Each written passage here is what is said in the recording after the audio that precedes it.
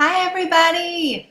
Hello. I know I'm going live tomorrow with a Q&A at 1 p.m. Israel time, but I wanted to come on right now because you deserve a behind the scenes look at what's happening in the Shabbat Ideal Weight Blueprint group coaching today.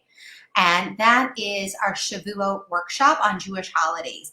And I wanted to share with you just a few tips in about 5 minutes that we're going to spend an hour in group discussion on in the group coaching.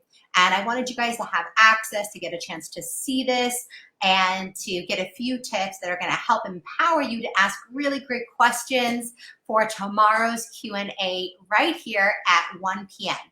So let's take a look at a few things that we have going on today. Holidays. Really, Shavuos is the same as any 2-day holiday that you're going to have, whether you're in the United States or you're in Israel or you're anywhere globally.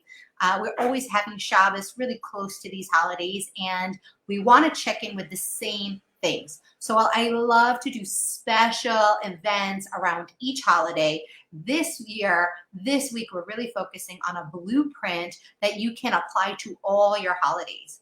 And one of the most important questions that I want you to take from today, if you only get this, is do you have a 4-to-1 ratio of non-food must-haves in your holiday? 4 for every 1 food you must eat, must have, must prepare. And if you don't have 4 things for every 1 food that you relate to this holiday, then every year you got to start keeping a better list and adding and investigating and getting curious. How can I add more joy, more focus, more happiness, more community, more family time, more spirituality to my holidays where food is not the focus? It should be a 4-to-1 ratio to other things you look forward to and enjoy in the holiday to food. Confidence, that you absolutely feel confident that you love your Jewish holidays and that you're not feeling like fear of weight gain and food anxiety and social eating pressure are stealing from you the joy of your holiday. And gratitude. Know that you don't have to have all the answers or all the perfect tools today. But really, every year for the rest of your life, you can be deepening your relationship to your Jewish culture, Jewish holidays, and creating a better legacy with your family. Balance in your meals. It's so important when you're looking at the holidays to really divide things up honestly. We have our nighttime meals, we have our daytime meals, we have snacks, we have water, and then there's social eating. Social eating are not meals. They're like the random kiddishes or the, hey, let's come over and have cheesecake randomly at 5 o'clock in between meals. Really understanding that we have to have a balance between how much we're consuming if we're focused on the holiday meal itself, or we're nibbling and having maybe small meals because there's so many eating opportunities over these holidays. So at night, all carbs are really treats. And you want to be asking yourself, is it worth it? Remember, this is a quick behind the scenes glimpse at some of the things that we discuss in depth in group coaching. I want you to be able to recognize your plate, what you want to be eating at a glance. Oh, this is exactly what my plate should look like. I'm not obsessed with calories or carbs or measuring food. I just want to know this is what my plate should look like, and this is what my family table is going to look like, full of colors, full of different vegetables. And of course, there's going to be some macaroni and cheese or lasagna or whatever, and maybe even a super delicious cheesecake. How much is too much? Is it too much?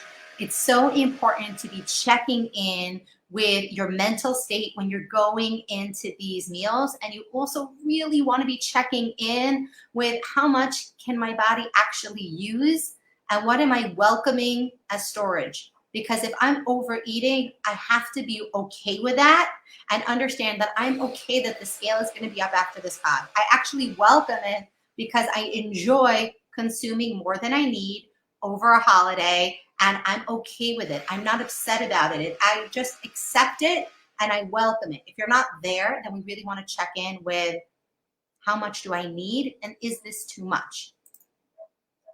Confidence.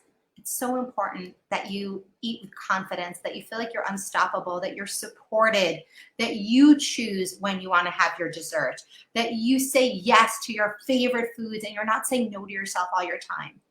and that you're choosing health over disease. And disease is dis-ease. It's when you're feeling bloated. That's the beginning of disease. When you know you're overeating and you have an anxiety, food, mental state, that's the beginning of dis-ease, disease. And all of these food-related diseases, high cholesterol, heart disease, diabetes, they all come from a dis-ease in the body. So we want to always choose health over dis-ease. When we're confident, we are maintain our energy. And it's so important to be really paying attention to when you're feeling a lot of tightness and tension in your body. That is not the time to be eating. Drop your fork, exit the table, exit the social eating situation, and come back when you're better.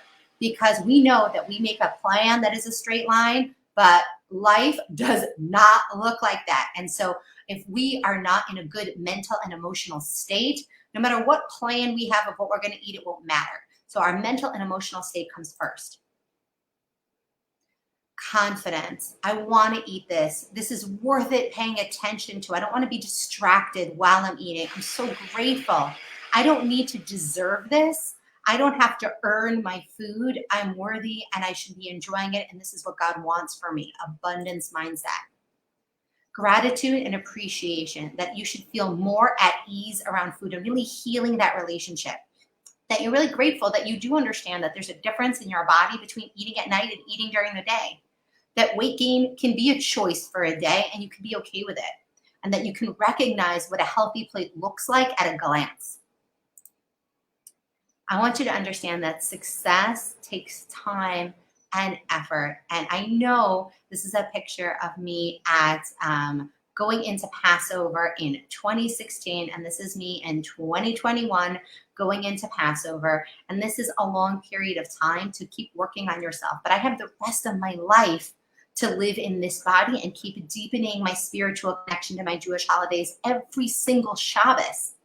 And it's been a beautiful journey that I was invited to because I had weight to lose.